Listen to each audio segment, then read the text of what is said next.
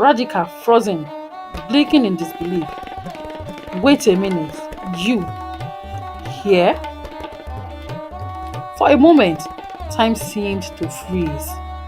Both of them stared at each other in shock. Neither had expected to meet again so soon.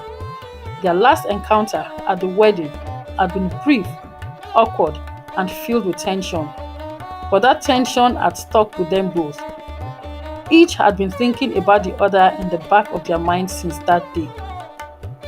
Chibuzor, trying to mask his surprise, cleared his throat. Radhika, well, this is a surprise. I didn't know you were working on this project. Radhika, raising an eyebrow, said, Clearly, neither did I. I didn't realize I'd be stuck working with you. There was no mistaking the irritation in her voice. Chibuzor knew it well. It was the same edge she'd had at the wedding. The confidence, the sharpness, the unwillingness to be impressed. He liked it. Well, in a way. But now, with business on the line, this was just one more challenge he didn't need. Chibuzor, trying to remain calm, but the playful smile still tugging at his lips, he said, Oh, come on. Don't act like you are not thrilled. You've been wanting to work with a real businessman, haven't you? Radhika scoffed. Real businessman? If by real you mean someone who spent his time making business deals while flexing his abs in expensive suits, then sure, you are the epitome of a businessman. Radhika's sarcasm hit home, but Chibuzor couldn't help but laugh. This woman wasn't intimidated by him, or anyone for that matter. And that, oddly enough, was a little refreshing.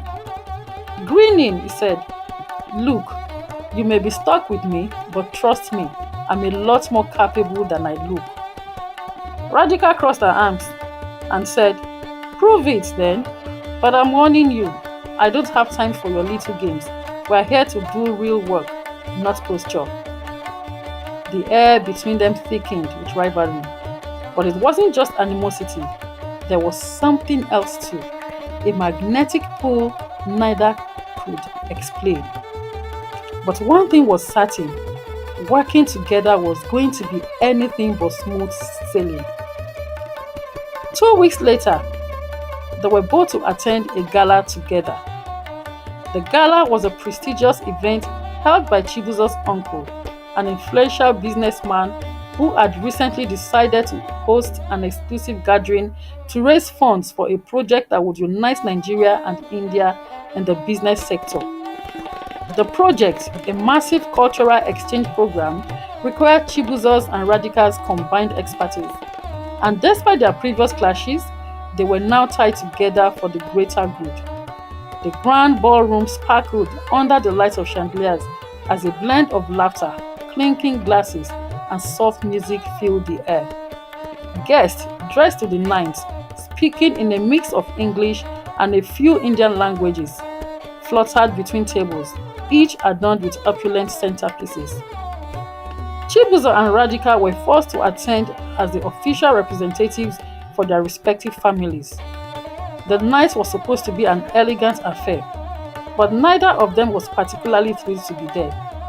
Chibuzor had been maneuvering through a myriad of important conversations all evening, dodging his aunt's relentless matchmaking attempts. And Radhika was busy avoiding the predictable Indian matchmaking aunties who had already started speculating about her future. But despite their best efforts, their worlds collided once again as the event took an unexpected turn. Radhika was standing by the hors-d'oeuvres table, holding a glass of wine, glaring at Chibuzor from across the room. He was in the middle of a conversation with some investors, laughing a little too loudly. But when he caught her eye, he winked, as though daring her to challenge him again. Her jaw tightened, and as she glared at him before rolling her eyes and walking towards the exit, Chibuzor noticed her leaving, and despite the conversation he was in, he excused himself and followed her outside. As the cold air hit them, Chibuzor and Radhika stand just outside the hall, their eyes narrowing as they both adjust their outfits. A tad too formal for the situation, but they are both visibly annoyed.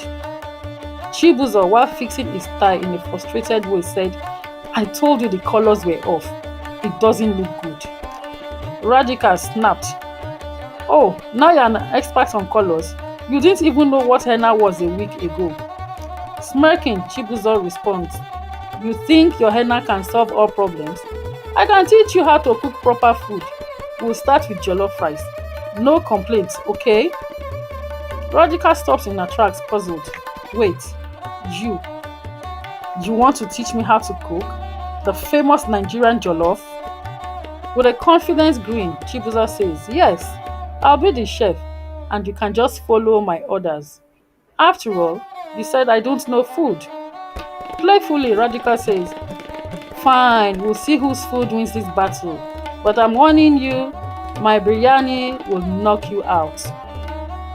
They stand there, the tension from their earlier argument dissipating just slightly as they banter back and forth. Radhika is back at her apartment in Lagos after the gala. She sits on a couch chatting with her mother, who lives in India and has been keeping a close eye on her daughter's new life in Nigeria. Radhika's mother on the phone says, "Beta, how is it going with that Chibuzor boy? I heard he's a businessman, very successful." Rolling her eyes, Radhika says, "Mama, I've told you, we just work together, that's it. You need to stop matchmaking me with every guy you hear about." "But better," her mother says, "you need a man, you know. You're not getting any younger. And Chibuzor is a good match, handsome, rich, and is Nigerian. That means he has to be tough, yes?" Laughing, Radhika says, "Tough? Mama, I can handle myself. Don't worry about me. Besides, I'm more focused on the work than anything else." She sighs as she looks out the window at the Lagos skyline. Meanwhile, Chibuzor is having dinner with his own parents too. His father, a quiet but stern man, is discussing Chibuzor's career, while his mother, ever the doting mother, sits across the table watching him closely. "You are getting older, Chibuzor," his father says. "It's time to think about settling down. This business partnership with Radhika, is it personal or just business?" Rolling his eyes, Chibuzor responded, "Dad, it's just business, trust me. I'm not looking for a wife at this moment." His mother said, "Well, you don't need to look too far, my son. You have all the women around you. What about your uncle's friend's daughter? She'd be a good match." Sighing, Chibuzor runs his hands through his hair and responded, "Mom, I'm not getting into this today. Can't you see I'm just trying to get through this work with Radhika?"